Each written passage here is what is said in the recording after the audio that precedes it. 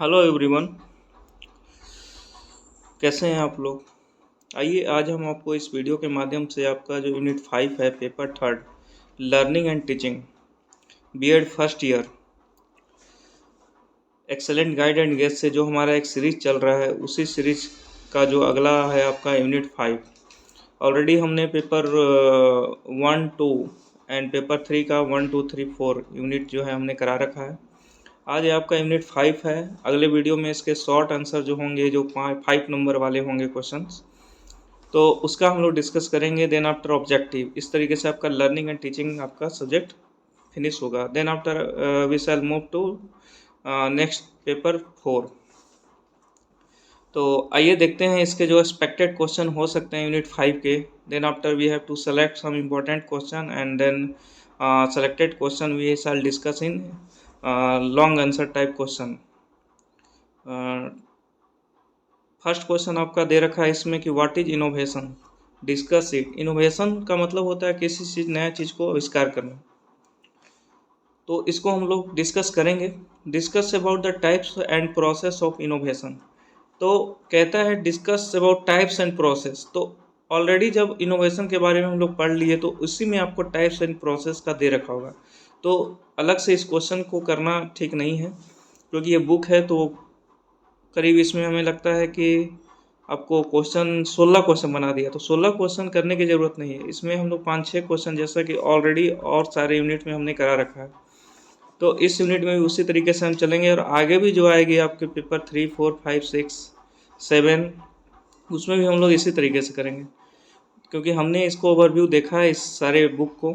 Then after we have to decide discuss some important question that carry all questions which will given in excellent guide and guess book. तो आइए देखते हैं। तो दूसरा question हो गया आपका। थर्ड कहता है what is action reaction and what are its approach. Four कहता है action research is my research, comment करना है इस पे। फिर अगला क्वेश्चन 5 नंबर कहता है दोस्तों, to work out a situation analysis what question could be use of teachers describe. फिर कहता है explain the step of action research with the help of example. 7 कहता है design a sample format for documenting and approach action research. फिर कहता है what do you mean by term reflection. फिर कहता है दोस्तों 9 number describe reflection as 3 level progression. इसको हम लोग डिस्कस करेंगे। जो रिफ्लेक्शन है उसको 3 लेवल जो होता है प्रोग्रेशन, इसके बारे में। 10 नंबर कहता है discuss try layer reflective thinking model. फिर कहता है 11 explain the approach of reflecting thinking. 12 कहता है how can the teachers educator promote reflection when working with large group of training teachers. 13 कहता है जो हम लोग डिस्कस करेंगे, what do you mean by motivation. पहले innovation, then after motivation, discuss its type and approach, define personality, इसको भी हम लोग डिस्कस करेंगे। नेक्स्ट कहता है discuss about the nature of personality और write the characteristic of personality. तो इसमें हम लोग डिस्कस अब कौन कौन करेंगे वो देखते हैं। एक तो फर्स्ट नंबर हो गया, then after 9 13 and 14, total 4 question का हम लोग डिस्कस करेंगे अगले 20 22 25 30 जो भी वीडियो का लेंथ होगा। तो आइए हम देखते हैं। आपका फर्स्ट क्वेश्चन कहता है दोस्तों व्हाट इज इनोवेशन।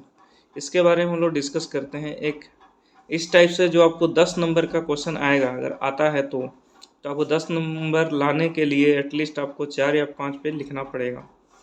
तो उतना कंटेंट है इसमें, मोर देन इनफ है। Innovation is defined as process of making changes to something established by introducing something new. Innovation का मतलब होता है कि आप एक प्रोसेस को यूज कर रहे हैं, जो किसी चीज़ को आप चेंज कर रहे हैं और उसको इस तरीके से बना रहे हैं जो वो कहीं ना कहीं एक तरीके से नया रूप उसको मिले। इट अप्लाई टू रेडिकल और incremental change to product, process और services. Innovation involves either radical changes or incremental adaptation of well-known practices. Pedagogical practice have to be innovative because one can facilitate acting learning only when he or she is able to sustain the motivation and interest of a student in activities by introducing innovative practice. कहता है while invention require the creation of new ideas, process or product, innovation moves one step further and requires implementation of inventive act. Innovation also implies a value system which seeks to drive a positive outcome from the inventive act. For example, action which lead to negative performance metric would not be considered innovative even if they met the requirement of novelty and enabling action. According to Mark Chason, Motorola Labs innovation is creating new value and or capturing value in new way. Value is the keyword, stressing the difference between innovation and invention. The definition is simply easy to memorize and also good enough to encompass innovation in the all value chain. आगे कहता है दोस्तों, national council of education research and training NCERT का full form क्या हो गया? तो national council of educational research and training organized a national seminar on innovation in education in 1977, where some of the significant innovations were discussed and included in a report published for wider dissemination. कहता है, according to this report, an innovation should be new to the system or environment as perceived by an individual, better than what is already in existence, a deliberate, planned, and not haphazard effort, contextual to local system or environment or condition, instrumental in bringing change in behavior, learning, or attitude of an individual or group of individual, conductive of making unfamiliar as familiar, suitable for achieving result of the predetermined goals, be positive in nature, and कहता है something which result in the improvement of a system. आगे कहता है, और change is often brought about through the process of innovation. The National Policy of Education 1986 recognized the need for innovation and experimentation by teachers and recommended that teachers should have the freedom to innovate, devise appropriate method of communication and activities relevant to the needs of and capabilities of the and corners of community. At the individual level, the motivation to find new solution to the older problem or a new way of teaching the content may lead to innovation. Again, one can take a leaf from other nation, societies, institution and organization and adopt successfully try out practices as per the requirement of one's own condition and circumstances. कहता ये है कि आपको किसी को कोई चीज़ का requirement है तो उस चीज़ को बनाना है ना, that is innovation. Such innovation where solution are improved, ऐसा इनोवेशन जिसमें कोई प्रॉब्लम है तो उसको solution find out, then imported from outside to the system are introduced deliberately and not accidentally. Next कहता है दोस्तों, one of the precondition to promote innovation is dissatisfaction with the present condition. This dissatisfaction may be due to stagnation or ineffective functioning of the existing educational structure and methods, uncertainty faced as well as a desire to fulfill one's own aspiration and other expectation can lead individual to innovate and experiment. In addition, the population of learner keep on changing every year and learner come from various socio-cultural background with difference in prior experience and exposure. Sustained effort and creative strategies are needed by teachers to deal with them effectively. Such effort lead to innovation and research by teachers. Some innovation influence the system in such a way that they are accepted and observed in the system, while others not so well accepted by the system, either away over a period of time. तो इस तरीके से हमने देख लिया innovation क्या होता है. अब देखो, समझाने में ज़्यादा समय लगेगा, वीडियो का लेंथ लंबा हो जाएगा. मेरा टारगेट है आप एक बार सुन लीजिए, इसको देख लीजिए तो आपको एग्जाम में लिखने में आसानी होगी. कहता है डिस्क्राइब रिफ्लेक्शन है 3 लेवल प्रोग्रेशन. रिफ्लेक्शन क्या होता है? ऐसे फिजिक्स के टर्म में देखें तो किसी भी रे को भेजते हैं तो वापस आना, डेट इज रिफ्लेक्शन, है ना, सेम मीडियम में. रिफ्रैक्शन का मतलब होता है, रिफ्रैक्शन की बात करें तो one medium to other medium. जैसे सन से जो हमारे पास रेज आती है, जैसे धूप हम लोग सन रे बोलते हैं, वो आपको रिफ्रैक्शन मेथड हो गया. रिफ्लेक्शन मतलब सेम मीडियम में वापस आना.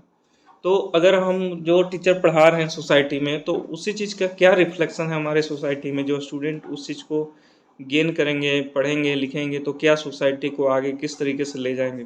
तो अलग अलग इसका प्रोग्रेशन है, उस चीज़ का हम लोग रिफ्लेक्शन करेंगे, क्योंकि इस चैप्टर का ही नाम है लर्निंग एंड टीचिंग, सीखो एंड सिखाओ। तो लर्निंग मतलब सीखना, टीचिंग मतलब सिखाना। That is 3 different levels of reflection: technical, practical, critical, originally identified by van Manen. These levels are differentiated not by nature of the reflective process as much as by the differing objective of the reflection process and the epistemological perspective informing it, which influence the content of reflection. First कहता है दोस्तों technical reflection. Technical reflection is the basic level of reflection that is focus on what works in a classroom. At this level, teachers are concerned with applying knowledge to achieve instrumental outcomes, and actions taken are evaluated on the basis of their success or failure in the classroom. Second दोस्तों कहता है practical reflection. Practical जो हम लोग करके उस चीज़ को अनुभव करते हैं। Practical reflection is the next level of reflection that focus on learning experience, जो हम लोग करके सीखते हैं, that is experience that is obtained from occurring.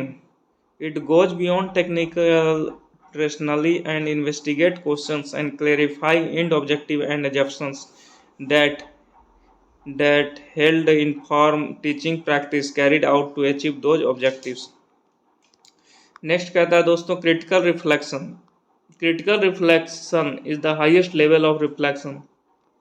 It focus on the value of knowledge in the context that it is formed by.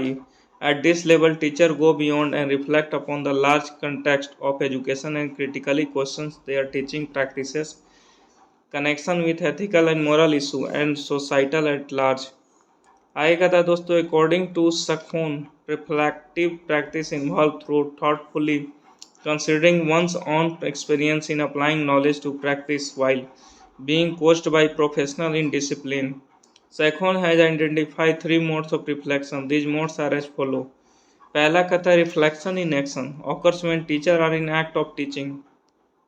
In order to teachers to be able to reflect in action, they must, as Sakhon has noted, exhibit a kind of knowledge in practice. वही कह रहा है कि reflection का मतलब हो गया teacher अगर आप टीचिंग मोड में हैं तो आप जो भी मतलब बच्चों को पढ़ा रहे हैं तो उसका क्या रिटर्निंग में आपको आउटपुट मिल रहा है, बच्चे समझ पा रहे हैं, नहीं समझ पा रहे हैं, क्या तरीका है आपका अंडरस्टैंडिंग, उसके बारे में बात की गई है इस क्वेश्चन में। Most of which is tacit knowing in practice is analogous to seeing and recognising a face in a crowd without listing and piecing together separate features. If anyone had to do this, it would be very difficult. Reflection in action begins with teachers experiencing some kind of internal dialogue where they assess their thought and feeling while they are teaching. As Sakhon point out, in the midst of action, our thinkers serve to reshape what we are doing while we are doing. है ना, कह रहा what we are doing, हम लोग क्या कर रहे हैं, we are doing it, हम लोग इसको कर भी रहे हैं या नहीं कर रहे हैं, केवल सोच ही रहे हैं। when we can still makes a difference to the situation at hand। अब इस चीज़ को, ये जो आपका कंडीशन है, इस सिचुएशन को कैसे आप डिफ्रेंशिएट कर पाते हैं, डेट इज कहता है रिफ्लेक्शन इन एक्शन में। तो ये हो गया रिफ्लेक्शन इन एक्शन। यहाँ पे इंपॉर्टेंट चीज़ है रिफ्लेक्शन इन एक्शन, और अगला जो है आपका रिफ्लेक्शन ऑन एक्शन। तो in action on action that is different. कहता है differs from reflection in action. It is more delayed and happen further away from the classroom event. Here teachers reflect on event after the class, such as how instructions were given and understood, the impact of lessons, what was learned and what needs to be read on, how classroom communication either provided or blocked opportunity for learning, or how many others different aspects of classroom event that have occurred. Reflection on action can be undertaken by teachers with any level of experience, and as such will be highlighted in this chapter through the broad lens of classroom. कहता है observation, as a result of reflection on action, teachers can consider adjusting their practice for future improvement or their reflection for action. आगे कहता है reflection for action, इन था, on था, four है। It different from previous notion of reflection, that is different है आपका four. Then in that it is proactive in nature and can be desired. Outcome of both reflection in action and reflection on action, along with combining the knowledge gained from classroom observation during and after class. Reflecting for action can also be facilitated through conducting action research project on the result of previous mode of reflection. आएगा था main purpose then for reflecting on practice, regardless of what stage of framework for reflecting or practice teachers begin reflection. कहता है teacher must know exactly what they do before they try to change anything.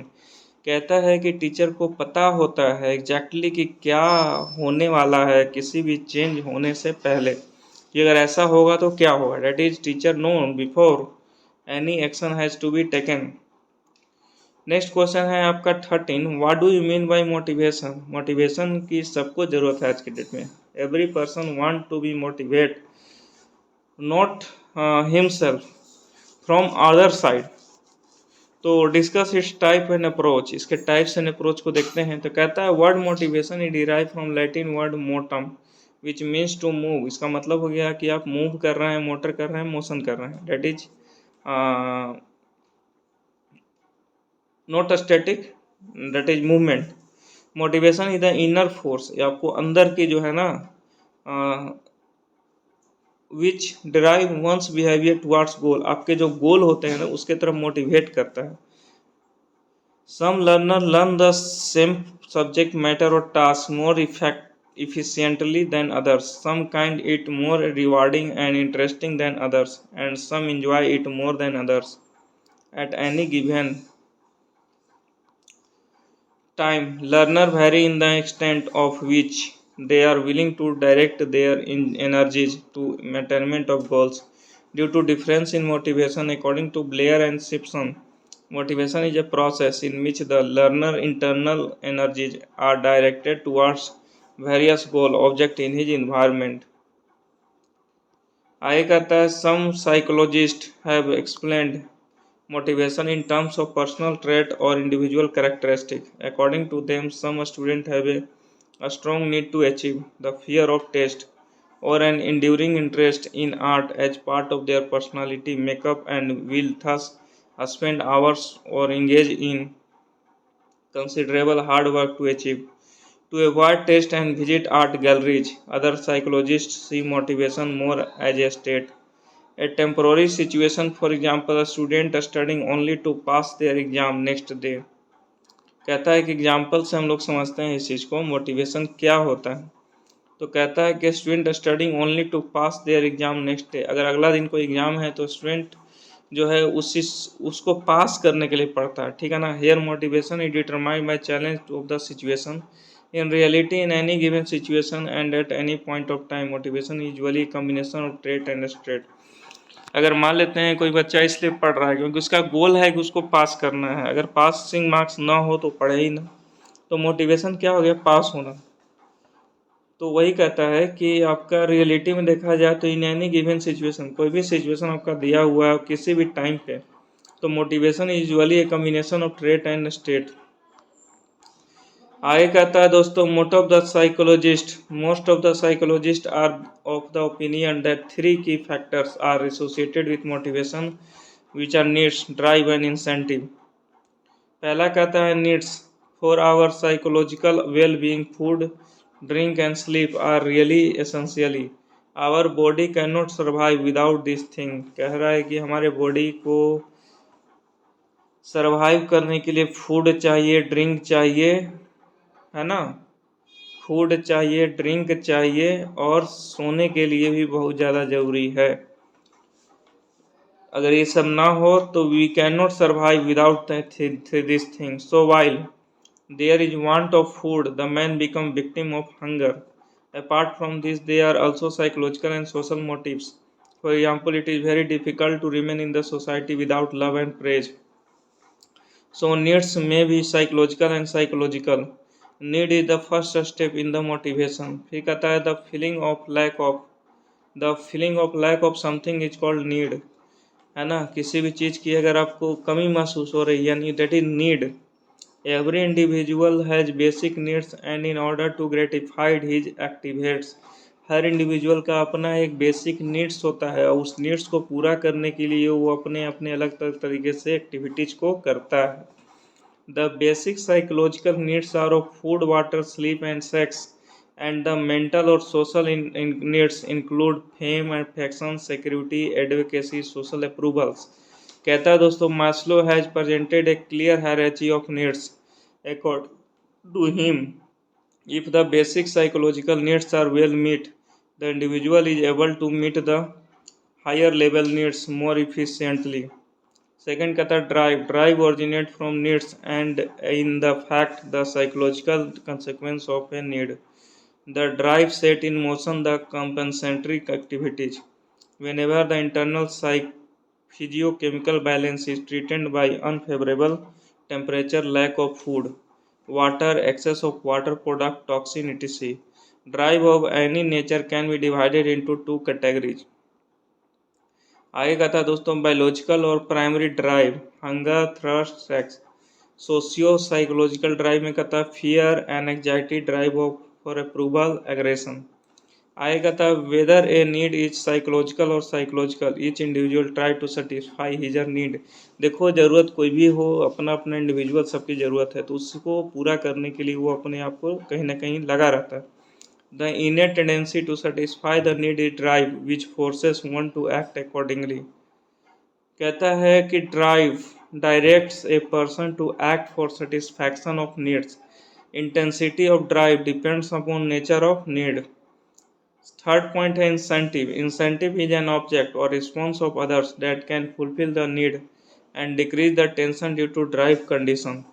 Food in case of hunger, water in case of thirst, and member of opposite sex in case of sex drive are said to be incentive which satisfy their respective psychological need. When incentive is achieved, the severity of drive gets decreased, the mental tension, weather away, and balance of body and mind is restored. I कहता है types of motivation. तो कहता है there are basically two types of motivation. Motivation के दो types basically होते हैं, intrinsic motivation and extrinsic. Intrinsic मतलब हो गया इंटरनली, एक्सट्रिंसिक का मतलब हो गया एक्सटर्नली, बाहरी। तो फर्स्ट देखते हैं हम लोग intrinsic motivation. Intrinsic motivation is a drive that comes from with in the child. It is an aspect of child nature और पर्सनालिटी। जो इंट्रिंसिक मोटिवेशन है वो कहीं ना कहीं बाई बर्थ आता है विद इन चाइल्ड, वो आपको समय के साथ पर्सनालिटी में वो कहीं ना कहीं अपने आप, डेट इज जेनेटिक्स। आगे कहता है इसका एलोब्रेशन ये कहता है कि this type of motivation can be encouraged और discouraged by a number of factors including the structure of classroom, the teacher's class size, the responsiveness of the parents to the child, and many other factors. Many children never lost their intrinsic motivation because of their personality and positive nature of aforesaid circumstances. More often, motivation only become a factor in the education of a child when it is lost. He कहता है at that point placing blame is disputable and motivation must be re-established by extrinsic factor. आगे कहता है extrinsic motivation. Extrinsic motivation is external, it is motivation that comes from possibility of a reward और acknowledgement. The very nature of our educational system in this country is based on extrinsic और external rewards, report card, grades, honour rolls, standardize test score, medals and so on. देखो external का मतलब होता है कि किसी भी बच्चे को आप उसके पर्सनालिटी डेवलपमेंट के अनुसार, मान लो कोई बच्चा अगर टॉप करता है तो उसको आप मेडल दे रहे हैं या कुछ इस तरीके से बुक दे रहे हैं ताकि उसको मोटिवेशन हो कि नहीं अगले बार भी हमें अच्छा करना है, डेट एक्सटर्नल मोटिवेशन। तो वही कहता है आपका कि इस लाइन में कि आपका जो very nature of our educational system in the country is based on extrinsic और एक्सटर्नल रिवार्ड। जो रिवार्ड मिलते हैं जैसे रिपोर्ट कार्ड आपको मिल रहा है, ग्रेड मिल रहा है, ऑनर रोल्स मिल रहा है, स्टैंडर्ड टेस्ट स्कोर मिल रहा है, मेडल मिल रहे हैं, सोन। दिस ग्रेड बेस्ड सिस्टम में be actually sad a child natural intrinsic motivation. This is that is why parents and educator must work to ensure that such a blurring of motivational factor does not occur. Once intrinsic motivation is lost, extrinsic motivational technique must be utilized in order to encourage child to take responsibility for academic success or failure. आगे दोस्तों ये कहता है personality के बारे में। Personality के बारे में क्या ही हम लोग पढ़े हैं, हर कोई जानता ही है व्हाट इज पर्सनालिटी, फिर भी देखते हैं। पर meaning of personality, ordinarily personality is taken as external appearance of the individual. Personality का मतलब कि हर पर्सन कैसे आउटलुक है बाहर से,